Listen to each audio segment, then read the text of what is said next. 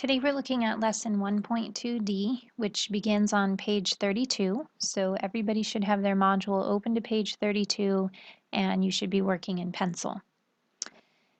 We're going to be using bar models to find solutions for percent and fraction problems. Starting with number 1, 60 is 40% of what number? So as we talked about on Wednesday, if we're given the percent in the problem, we want to first express that in fraction form. So 40% can be written as 40 out of 100. If I divide both the numerator and the denominator by 20, I can simplify to 2/5. My denominator 5 tells me how to divide my bar, so I'm going to divide it into 5 equal sections. Because the model represents 100% and I've just divided it into 5 parts, 100 divided by 5 means that each of the sections will represent 20%. So we will label each of those and move on to our whole number. Now if I look at the problem, it says 60 is 40% of what number? So currently we don't know the whole number, but we are told that 60 is 40%. So if I look at my model, I can see that 40% would be 2 of the sections, and so I have to split the number 60 among those 2. 60 divided by 2 is 30, and now I can see that 30 is 20%, so that means I can fill in the number 30 in each of those sections in my model. Now I can see that I have 5 boxes of 30, and 5 times 30 is 150, and so I've found my whole number. I can now answer in a complete sentence and say that 60 is 40% of 150.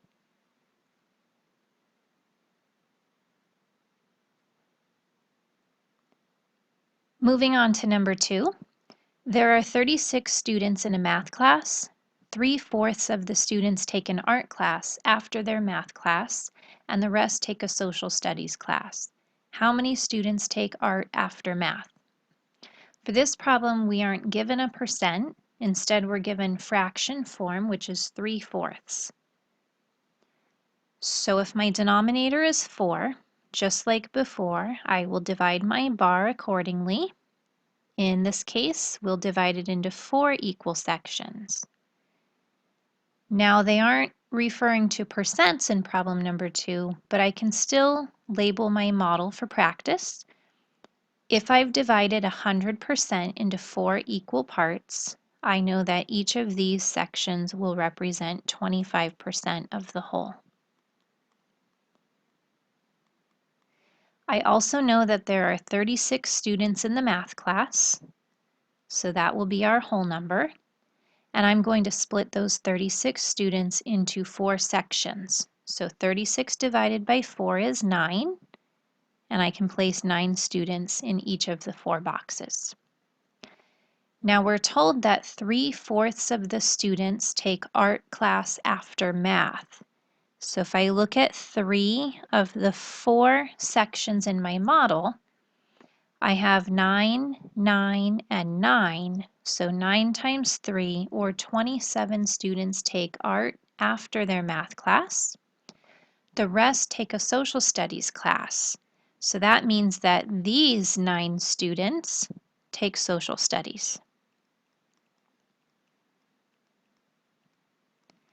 Now that I have my bar completely labeled, I can answer the question, how many students take art after math?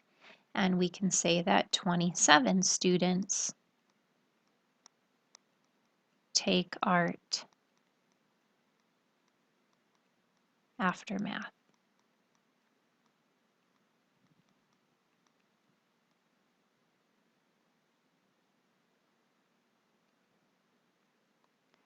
Okay, moving on to number 3. You get 80% correct on a history quiz with 150 questions. How many questions did you get correct? So we're back to a problem where we're given the percent, in this case 80, And if I put that in fraction form, that would be 80 out of 100. I can divide both numerator and denominator by 20, so my fraction simplifies to 4/5. I'm going to divide my model into 5 equal parts, and 100% divided by 5 means that each of these 5 sections will represent 20% of the whole. We know that the history quiz has 150 questions, so that serves as our whole number. And I can divide 150 by 5 to determine how many questions I'll put in each of the boxes. 150 divided by 5 is 30. So we'll put 30 questions per box. And at this point, I think we're ready to get our answer. If we got 80% correct, that would be 4 of the 5 boxes. And I can see that I have 30 times 4, or 120 questions correct. So I can answer, I got 120 out of 150 questions correct.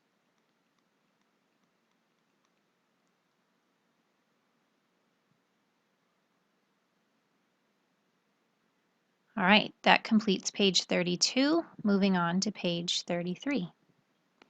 So this one's a little different. Juan earned money for creating a web page for a local business. He used half of the money he earned for new shoes and 2/3 of the rest for music. He has $20 left. How much money did he earn for his work? So if I go back to the beginning of the problem, I can see that he used half of the money he earned for new shoes. So I'm going to begin by dividing my bar into 2 parts. So if I split it right down the middle, I can label half of the money he earned was used for new shoes. 2/3 of the rest was used for music. So this represents the rest of the money he earned. And if I divide that into 3 equal parts, 2/3 of the rest of that money was used for music. We're told that Juan has $20 left. So we'll put $20 in the remaining box. I can see now that $20 would go in each of these thirds. And if I split the first half into thirds as well, I can see that Juan spent $60 on shoes. I can also see that he spent $40 on music, and I can see that $20 that he had left over. Now the question is, how much money did Juan earn for his work? So I have 1, 2, 3, 4, 5, 6 boxes of 20. So that means that Juan earned $120 for creating the web page. So we will say Juan earned $120 for his work.